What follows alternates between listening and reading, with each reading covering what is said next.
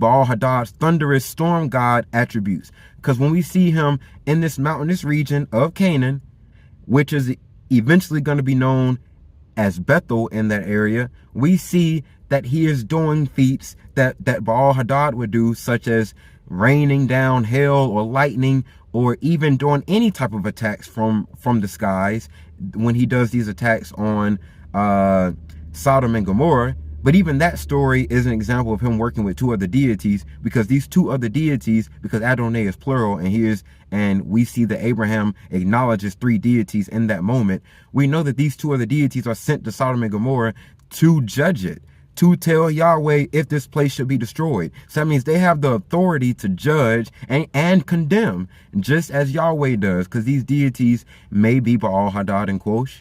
It may be El and Amudru. It could have been any other deities. But all we know is that these are two other Elohim, and we see Yahweh in this mountainous region doing storm god feats. But then we see later on when Jacob goes into Edom. Now, while scholars or the people that support the Christian narrative would like to believe that Jacob is fighting Yahweh in this instance, he could have just as easily been fighting Quosh, and they are taking another narrative from the much diminished Edomite history and trying to implicate it upon Yahweh and the Israelite history. And then we also see that Yahweh is taking the El Shaddai name, which is an epithet of El, because Shaddai is used as one of his epithets, because he is El the Almighty, of the life-giving and water receiving and giving mountains.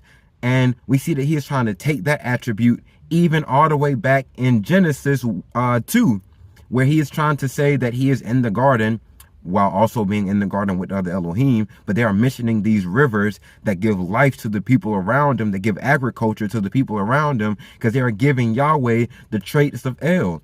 Just as when later on in the Bible, Yahweh says that there are no other Els, because he is trying to compare, or the Israelites are trying to compare Yahweh with El and Dagon. Yahweh with El Elyon, the Most High God of Canaan and Ugarit, and even in places in Mesopotamia, he is trying to compare, they're trying to compare Yahweh to El Elyon and Dagon, because Dagon is also another Most High God. That is why Yahweh has beef with Dagon, even in the Bible. And you see that, well, not Yahweh.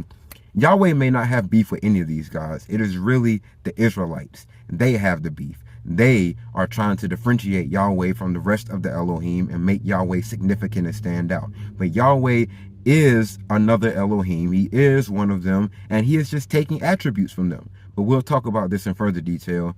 Comment down below on what you think.